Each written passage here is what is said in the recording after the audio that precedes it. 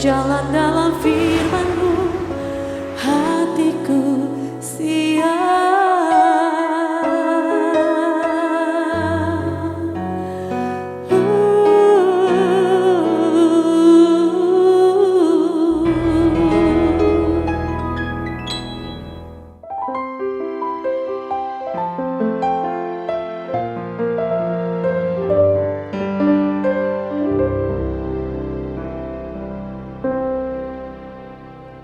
Salam, God Lover yang dikasih oleh Tuhan Yesus Kristus. Senang boleh bersama-sama kembali dalam program Rest in God.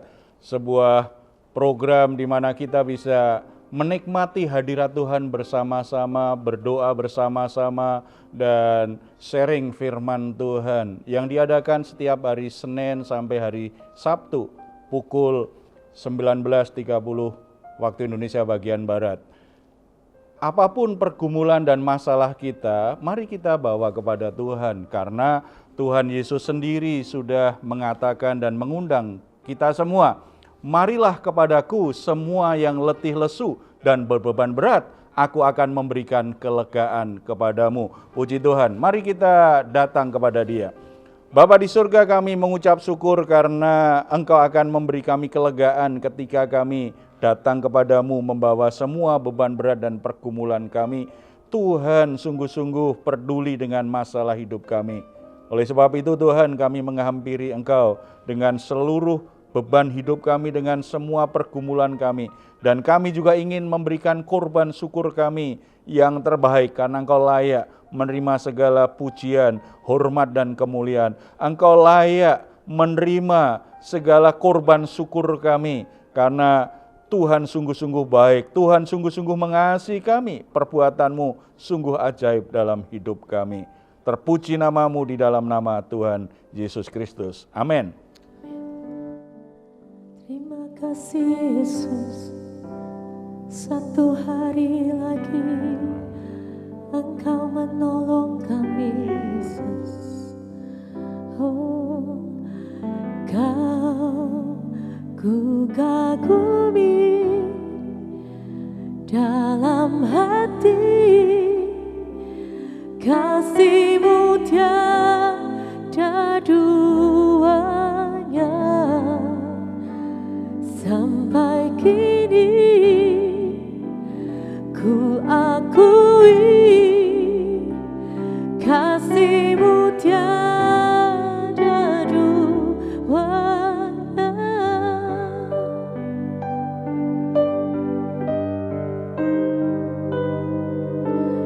Belum pernah ada kasih di dunia sanggup menerima diriku apa adanya. Selain kasih-Mu, Yesus,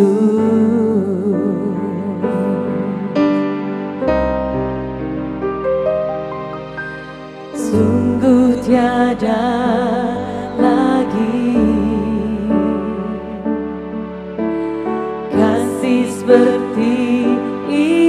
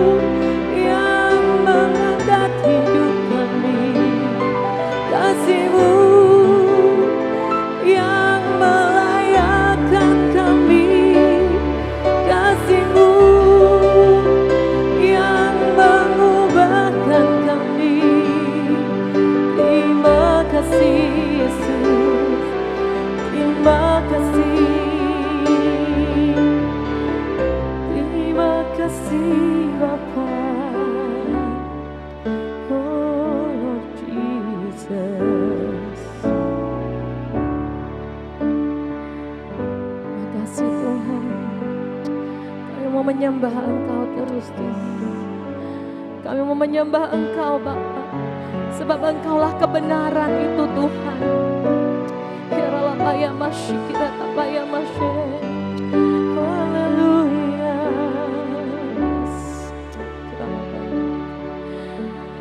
Ku sembah Kau dalam roh dan kebenaran.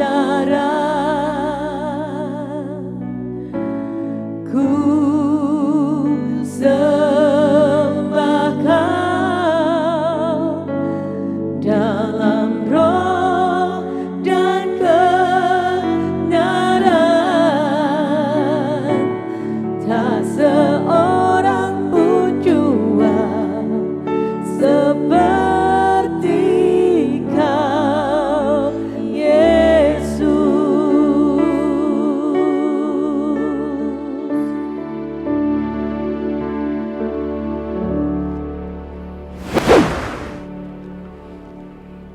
Puji Tuhan untuk Tuhan yang sungguh-sungguh mengasihi kita. Yesus Kristus Tuhan yang sungguh-sungguh bisa kita andalkan dalam segala sesuatu, yang tidak pernah mengecewakan kita. Saat ini kita akan sharing pentingnya kita punya penilaian yang benar terhadap orang lain, supaya kita tidak terjebak dengan dorongan untuk menghakimi orang lain. Kalau bicara tentang penghakiman, itu bisa terjadi di mana saja, termasuk di keluarga, bahkan di gereja pun kadang-kadang ada orang yang menghakimi, ada orang yang merasa terhakimi, sehingga ada banyak konflik, ada banyak salah paham. Itu terjadi ketika orang akhirnya punya kebiasaan menghakimi, maka juga akan melukai orang-orang di sekitarnya. Makanya kita perlu memberi perhatian perintah Tuhan supaya kita tidak menghakimi orang lain.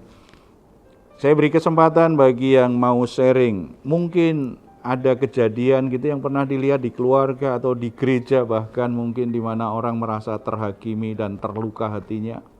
Saya Pak, Ya. maksudnya bukan saya yang terhakimi. Oh, mau cerita aja ya, bukan cerita bukan ya, Pak. yang merasa Bukan dihakimi. saya. Oh, iya. Jadi sebenarnya ini ada kisah ya, pelayan Tuhan gitu ya, sebutlah namanya si A gitu dan si B gitu ya. Jadi si A ini mempunyai satu keputusan yang selalu tidak disetujui oleh si B gitu ya. Nah, ini kebenaran si B ini selalu mengkritik gitu Pak, mengkritik setiap keputusan baik si A atau temannya yang si C atau temannya si D gitu ya Pak ya. Jadi yang Z sampai Z gitulah, pokoknya dia nggak pernah puas, tidak pernah puas dengan yang dilakukan teman-temannya. Iya, gitu ya. jadi dia selalu mengkritik gitu ya, mengkritik terus dan gitu sehingga jadi perselisihan gitu ya Pak. Nah perselisihan dan itu memang kejadian gitu ya, sampai akhirnya ya diselesaikan, tapi ya nanti balik lagi seperti itu lagi gitu Pak. Nah itu mungkin kasus yang saya akan angkat ya. Ya. Banyak terjadi yang seperti itu, namanya relasi ya, namanya sebuah interaksi sosial. Jadi walaupun di gereja, di keluarga pun seringkali itu terjadi sikap-sikap seperti itu. Makanya Tuhan mengingatkan kita tentang penghakiman ini, kita hati-hati gitu ya. Karena memang seringkali terjadi ada orang atau seseorang yang suka mencari-cari kesalahan orang lain. Jadi hobinya itu cari kesalahan orang lain. Karena mencari-cari kesalahan orang lain, orang sudah lakukan yang terbaik pun, semaksimal yang dia lakukan, dia tetap aja coba cari kesalahannya. Nah, orang yang akhirnya dicari-cari kesalahannya ini makin lama kan mungkin makin jengkel, akhirnya tersinggung atau marah begitu, perselisihan pasti terjadi. Lebih bermasalah lagi kalau yang suka mencari-cari kesalahan itu tidak menyadari bahwa dia salah. Memang hobi. Kalau hobi kan dilakukan terus gitu. Padahal begitu banyak orang yang tersakiti, terluka karena sikapnya seperti itu. Kita tahu bahwa Tuhan ingin kehadiran kita itu jadi garam, membangun hidup orang lain, membuat orang lain itu beroleh kasih karunia Tuhan, membuat orang lain merasa dikasihi, diterima apa adanya, karena Kristus sudah memberikannya kepada kita. Makanya kita mesti waspada betul.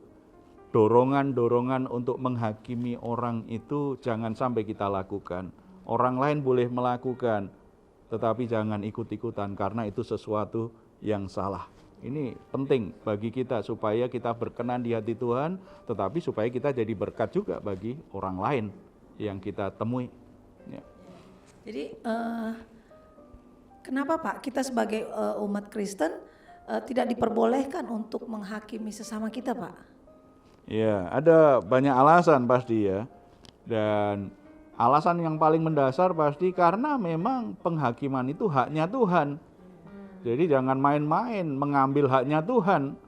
Jangan berlagak jadi Tuhan atas hidup orang lain. Durhaka sekali itu, kan? Jadi kita ciptaan, kita umat, tetapi kita mengambil posisi Tuhan menghakimi. Penghakiman adalah haknya Tuhan, itu yang paling mendasar ya. Tuhan yang paling punya hak untuk menghakimi kesalahan manusia. Kecuali ada memang kasus-kasus kriminal, kejahatan, pelanggaran hukum, itu ada hukum negara yang berlaku. Tetapi dalam relasi antar manusia, kita tidak punya hak menghakimi orang lain. Karena Tuhanlah yang punya hak untuk menghakimi, itu yang paling mendasar. Lalu ada beberapa alasan lain seperti yang diajarkan oleh Tuhan Yesus di Matius pasal yang ke-7 ayat 1 sampai ke-5. Janganlah kamu menghakimi supaya kamu tidak dihakimi.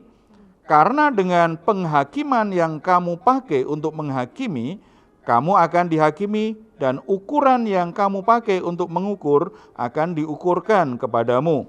Mengapakah engkau melihat selumbar di mata saudaramu, sedangkan balok di dalam matamu tidak engkau ketahui? Bagaimanakah engkau dapat berkata kepada saudaramu, biarlah aku mengeluarkan selumbar itu dari matamu, padahal ada balok di dalam matamu? Hai orang munafik, keluarkanlah dahulu balok dari matamu, maka engkau akan melihat dengan jelas untuk mengeluarkan selumbar itu dari mata saudaramu. Di ayat 1 tadi diingatkan Tuhan kepada kita semua yang punya kecenderungan untuk menghakimi. Jangan kamu menghakimi supaya kamu tidak dihakimi. Ini prinsip hubungan yang sangat penting yang Tuhan ajarkan kepada kita. Di bagian yang lain kan Tuhan berkata, apa yang kamu ingin orang lain memperlakukan apa sih kepadamu, perlakukan itu juga kepada orang lain. Sesuatu yang baik pasti. Kalau kita ingin diperhatikan, belajar memperhatikan orang lain. Kalau engkau ingin dikasih, belajar mengasihi orang lain. Kalau kita ingin mendapatkan sesuatu yang baik, berikan yang baik kepada orang lain. Apa yang kita ingin orang lain lakukan kepada kita, kita harus melakukannya terlebih dahulu. Jadi titik tolaknya pada diri kita. Terkait dengan penghakiman juga begitu. Kalau kamu menghakimi orang lain, hati-hati loh, kamu juga akan dihakimi orang lain. Siap tidak kamu dihakimi orang lain? Kalau kamu suka kritik orang lain, kamu siap nggak dikritik orang lain? Jangan-jangan kalau orang lain mengkritik kita, kita langsung ngambek, langsung marah. Sementara kita pintar sekali mengkritik orang lain.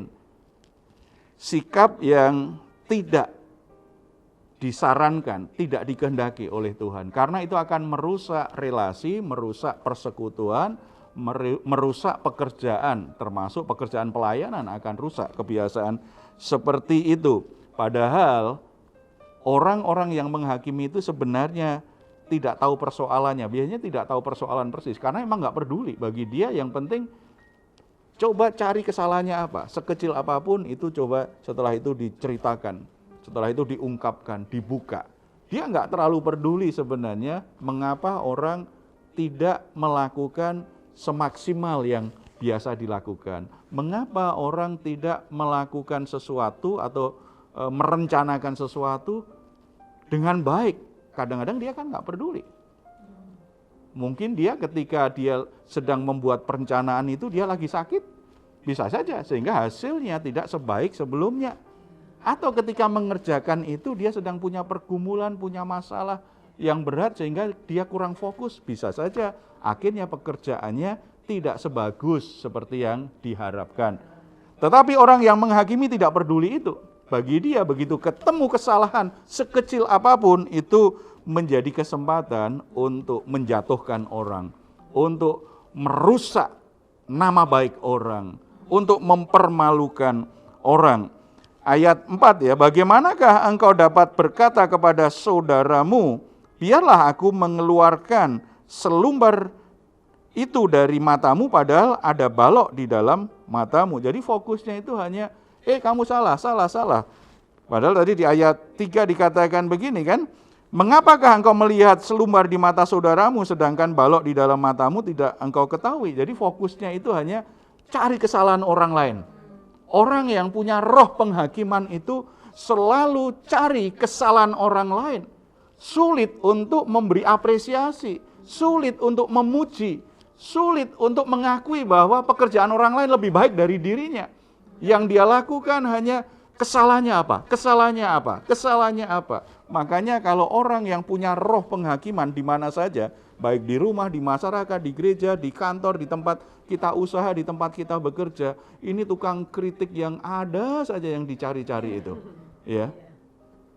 Bahkan ada satu helai rambut kita yang mungkin tidak pada tempatnya dia tahu. Kita sendiri yang punya nggak tahu. Saking jelinya.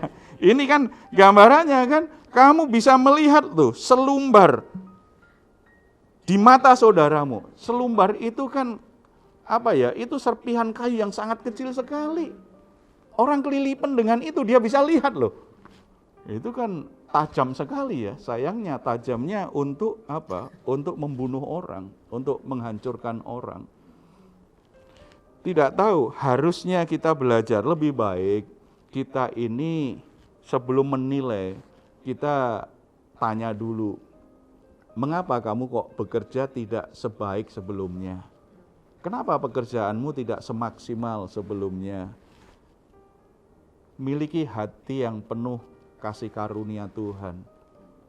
Karena saudara-saudaramu memang tidak sempurna sebagaimana dirimu. Jadi belajar menerima orang lain, jangan suka menghakimi. Kalau menilai benar-benar harus mengerti mengapa dia sampai seperti itu, ada kesalahan seperti itu. Kalau toh ada kesalahan pun kita juga, kalau hakim kan kesalahan sedikit pun jadi alasan, ketemu bukti dia buat kesalahan walaupun kecil, alasan untuk menghukum. Tetapi kita belajar untuk memberi kasih karunia, apalagi itu kesalahan kecil yang sifatnya mungkin dari, ya itulah manusiawi sekali misalnya gitu. Ya kita mesti belajar untuk belajar memaafkan, belajar menerima keadaannya, motivasi dia, lain kali jangan lakukan lagi walaupun itu kesalahan kecil. Ya kalau kesalahannya lebih besar, mungkin sifatnya teguran.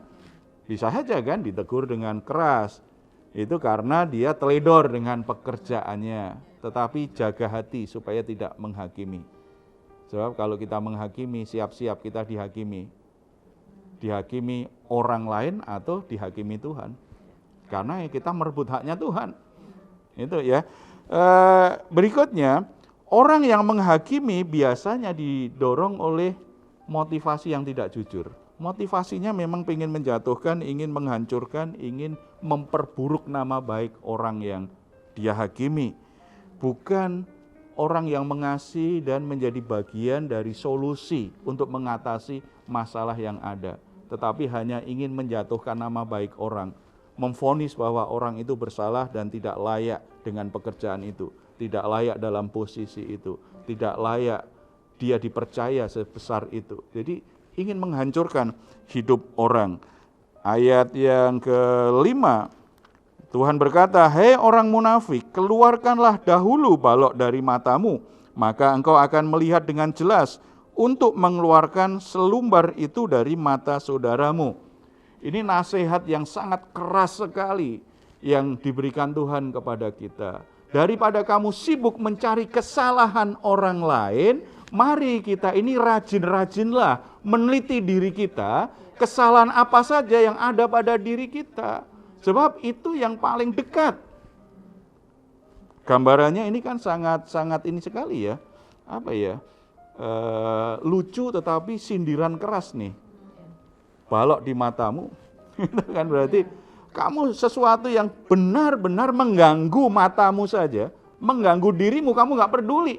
Tetapi kesalahan kecil sekali yang ada dalam hidup saudaramu, kenapa kamu menghakimi dia?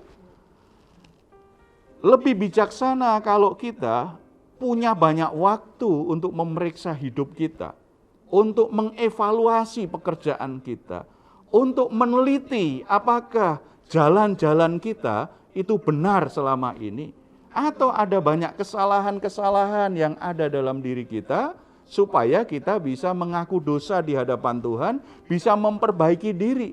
Ketika kita fokus pada diri kita untuk selalu terbuka, meneliti, menyelidiki, dan memperbaiki diri kita, kita tidak malu untuk mengakui kesalahan kita. Tetapi dengan hati yang jujur, yang terbuka, kita berani minta maaf, berani memperbaiki diri apa yang sudah salah tersebut.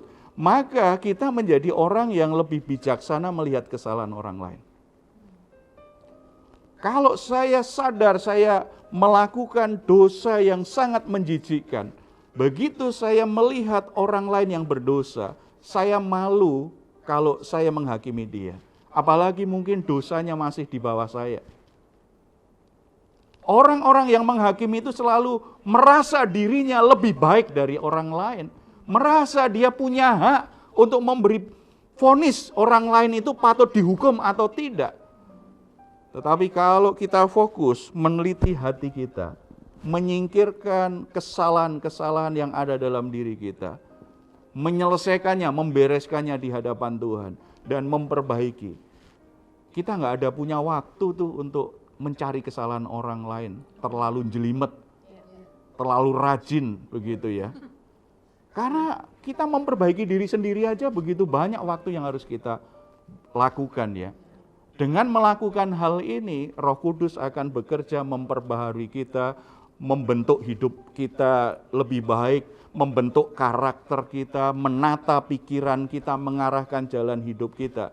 Ketika kita ketemu orang-orang berdosa, bukan roh penghakiman yang keluar dari mulut kita, dari sikap kita. Ada belas kasihan Tuhan, bagaimana saya bisa menolong mereka. Bagaimana saya bisa dukung orang untuk meninggalkan kesalahannya. Apa yang bisa saya lakukan agar orang itu bertobat, agar orang menjadi orang yang lebih baik hidupnya. Hati Tuhan menyertai kita, karena kita terbuka terhadap kesalahan-kesalahan kita sendiri. Jadi Bapak Ibu Saudara-saudara yang dikasihi oleh Tuhan Yesus Kristus, yang sedang bergabung dengan kami saat ini, mungkin kita pernah dihakimi, saudara-saudara pernah dihakimi oleh seseorang, sehingga sangat terluka sekali, sangat dipermalukan, diperlakukan tidak adil, dan itu sakit rasanya, menimbulkan kemarahan. Belajar untuk melepaskan pengampunan kepada orang-orang yang telah menghakimimu. Sebab kalau kita biarkan luka itu terus ada di hatimu, berarti saudara sedang membiarkan perbuatan jahat orang itu menguasai hatimu. Tidak hanya membuat lukamu tidak akan sembuh-sembuh, engkau akan tumbuh akar pahit yang merusak banyak hal dalam hidupmu. Bahkan mungkin sampai bisa sakit gara-gara menyimpan kemarahan dan sakit hati terlalu lama. Lebih baik ambil putusan, lepaskan pengampunan. Biarlah Tuhan yang bertindak atas apa yang sudah dilakukan orang terhadap kita. Belajar mengampuni dan lihat dirimu bukan berdasarkan penghakiman orang lain. Tetapi lihat hidupmu, lihat dirimu berdasarkan apa yang Tuhan katakan kepadamu. Sebab ketika Tuhan berkata kepadamu, itu sesuatu yang benar. Bukan karena dia punya niat jahat. Kalau toh Tuhan menegur kita, karena Tuhan tahu, kalau kita sadar akan kesalahan kita, maka kita akan kembali kepadanya. Kita kembali di jalan yang seharusnya, dan itu membuat hidup kita menjadi lebih baik lagi ke depan. Bagi saudara-saudara secara nggak sadar ketika kita mendengarkan kebenaran firman Tuhan ini, oh ternyata aku sudah menghakimi anakku, aku menghakimi saudaraku. Minta ampun kepada Tuhan dan minta Tuhan beri kesempatan agar kita bisa minta maaf kepada orang-orang yang sudah kita hakimi, memperbaiki sikap dan hubungan yang sudah rusak selama ini, supaya hidupmu tidak kehilangan sukacita. Berkat Tuhan terus menyertaimu. Kita bersatu dalam doa. Bapa di surga, kami bersyukur karena di hadapan Tuhan kami beroleh kasih karunia Tuhan. Di dalam Yesus Kristus melalui pengorbanannya kami adalah orang-orang yang sudah diampuni, dibebaskan dari murka Allah. Sehingga saat ini kami dalam posisi sebagai orang-orang yang diterima dan dikasih Tuhan tanpa syarat. Terima kasih Bapa di surga, karena Tuhan menerima kami apa adanya, termasuk ketika kami sedang bergelut dengan kelemahan-kelemahan kami. Tuhan tetap bisa menerima kami. Untuk sebagian orang mungkin saat ini sedang mengalami penghakiman yang menyakitkan hati mereka, yang dilakukan oleh seseorang yang dia hormati, oleh seseorang yang dia cintai. Penghakiman yang sungguh-sungguh membuat mereka merasa tercampakkan, membuat mereka merasa tidak berharga, dipermalukan. Roh Kudus jamah hati mereka, lembutkan hatinya, supaya mereka punya kerelaan hati untuk melepaskan pengampunan kepada orang-orang yang sudah menghakimi mereka. Kalau kami selama ini sadar atau tidak sudah menghakimi, bahkan ketika kami mendengar firman Tuhan ini, kami ingat bahwa kami sudah menghakimi seseorang, sehingga orang menjadi terluka, orang menjadi kepahitan, orang dipenuhi dengan kemarahan. Bahkan mungkin yang kami hakimi ada di dalam rumah kami, sehingga hubungan kami penuh dengan konflik, hubungan kami penuh dengan pertengkaran. Bapa di surga, ampuni kami. Biarlah kami semua boleh kembali bisa menerima satu sama lain. Bapa, beri kami kesempatan supaya kami bisa berbicara dari hati ke hati. Kami bisa saling memaafkan. Kami bisa memperbaiki hubungan yang sudah rusak karena kami saling menghakimi selama ini.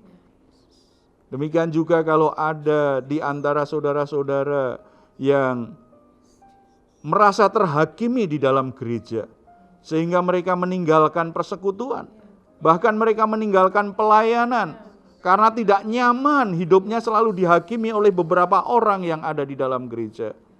Bapa, lembutkan hatinya, jamah hatinya, agar dia juga bisa melepaskan pengampunan kepada orang-orang yang sudah menghakiminya. Dan dia tidak kehilangan jalan Tuhan, dia kembali di jalan Tuhan dalam panggilan Tuhan, serta mau membuka hatinya untuk memperbaiki hubungan yang rusak dengan saudara-saudara seimannya di dalam gereja. Tuhan berkati keluarga-keluarga anak-anak-Mu Tuhan, supaya di dalam rumah yang ada adalah penerimaan, kasih karunia, saling mengasihi tanpa syarat, semuanya merasa berharga, semuanya merasa dipahami, semua anggota keluarga merasa diterima, sehingga keluarga itu hubungannya sungguh-sungguh harmonis, saling mengasihi, dan kami percaya berkat Tuhan akan memenuhi rumah tangga yang dipenuhi dengan kasih Tuhan. Demikian juga gereja Tuhan, kiranya juga Tuhan bekerja di dalamnya, supaya tidak ada roh penghakiman saudara satu dengan yang lain, jemaat dan yang melayani dengan yang melayani, atau antar jemaat saling menghakimi. Kiranya Roh Kudus bekerja dengan cara-Mu yang ajaib, supaya kecenderungan-kecenderungan untuk saling menghakimi itu tidak terjadi dalam gereja-gereja yang ada, Tuhan. Karena Roh Kudus memperbaharui hati setiap orang yang ada di dalamnya. Roh Kudus memulihkan hubungan-hubungan yang rusak akibat saling menghakimi selama ini. Terima kasih Bapa. Di gereja menjadi tempat terbaik di mana orang merasa diterima apa adanya. Di gereja menjadi tempat terbaik di mana orang bisa memperbaiki dirinya. Di gereja menjadi tempat terbaik di mana orang hidup dalam pertobatan di jalan Tuhan. Di gereja menjadi tempat terbaik orang untuk bisa mempersembahkan talenta dan karunia-Nya melayani Tuhan. Bapa, kami juga berdoa untuk damai sejahtera untuk bangsa dan negara kami. Seringkali kami menjadi sedih karena kelompok satu dengan kelompok yang lain saling menghakimi, saling menghujat, sehingga menimbulkan suasana yang sangat tidak baik. Kiranya Bapa juga bekerja, Roh-Mu bekerja Tuhan, yang ada di negeri ini kiranya damai sejahtera Tuhan. Hati orang-orang yang saling menyakiti, orang-orang yang saling menghakimi dan berniat jahat satu sama lain, itu Tuhan jamah agar mereka sungguh-sungguh bertobat dan hatinya dipenuhi dengan kasih sayang satu sama lain. Tuhan berkati para pemimpin bangsa kami. Meskipun mereka dihakimi oleh kelompok-kelompok orang lain, biarlah hati mereka tetap kuat, mereka tetap konsisten melayani bangsanya untuk membawa kesejahteraan bagi bangsa dan negara Indonesia. Terima kasih Bapa. Terpuji nama-Mu dalam nama Tuhan Yesus. Kami berdoa. Amin.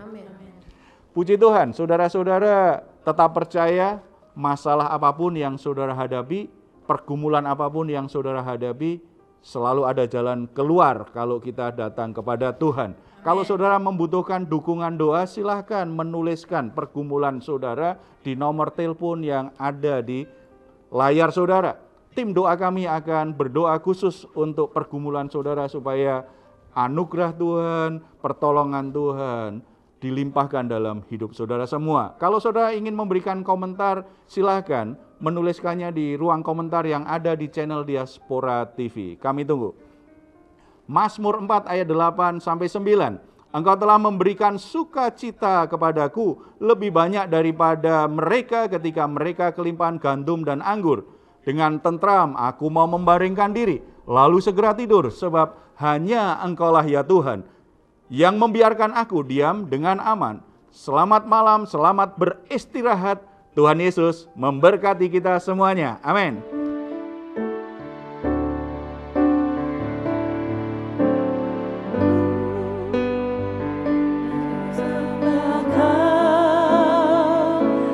Dalam roh